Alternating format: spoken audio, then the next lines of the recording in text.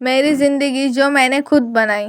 उस दिन मैं अनन्या की कायल हो गई जब उसने कहा कि ये मेरी ज़िंदगी है जो मैंने खुद बनाई है। मेरी ज़िंदगी, मेरी तकदीर मैंने खुद लिखी है। क्योंकि मुझे ऐसा लगता है ये वो लड़की है जिसने बेइज्जती सही, लोगों के ताने सहे, साथ ही जॉब के लिए परेशान हुई, लेकिन आखिरकार उसने वो हासिल किया जो पाना चाहती थी। और उसकी ज़िंदगी में उसने यह पाने के लिए जो मेहनत की है, मैं उसे समझ सकती हूँ। ये बात तब की है जब अनन्या स्कूल में थी। उसका पढ़ाई में बिल्कुल भी मन नहीं लगता था। उसके पापा टीचर थे, लेकिन फिर भी उसे पढ़ाई में ज़्यादा दिलचस्पी नहीं थी।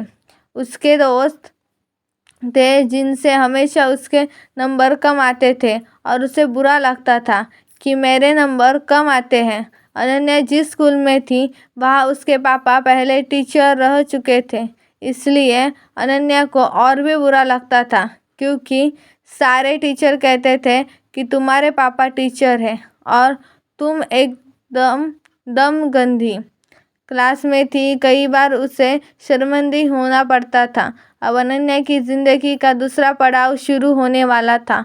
उसकी स्कूलिंग ख़त्म हो गई और उसने ग्रेजुएशन के लिए कई फॉर्म भरे। अनन्या ने अब ठान लिया था कि उसे अब कुछ करना है और अपनी ज़िंदगी में आगे बढ़ना है, ताकि वो सबके मुंह बंद कर सके। उसने खूब मेहनत की और एक बढ़िया से कॉलेज में एडमिशन हुआ।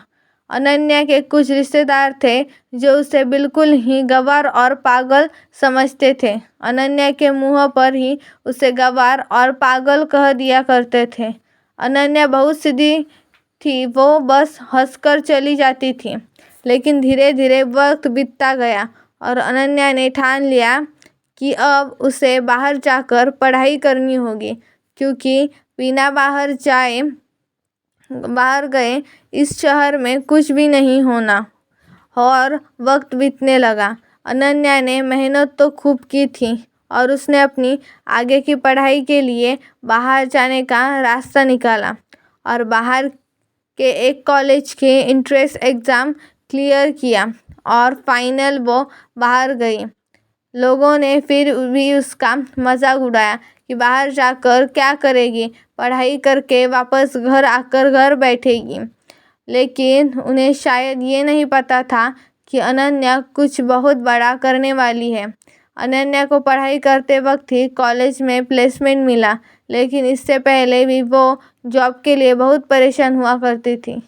लेकिन प्लेसमेंट के बाद एक दिन विदेश चली गई। वहाँ की एक बहुत बड़ी कंपनी में उसे जॉब मिली।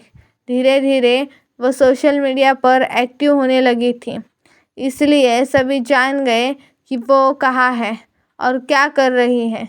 कई सालों बाद वो अपने घर आई और तब वही रिश्तेदार उससे इज्जत से बात कर रहे थे।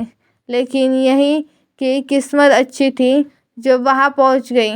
अनन्या ने तब बोला उस दिन बिना हंसे कि यह मेरी ज़िंदगी है जो मैंने खुद बनाई है और मेरी तकदीर जो मैंने खुद लिखी है।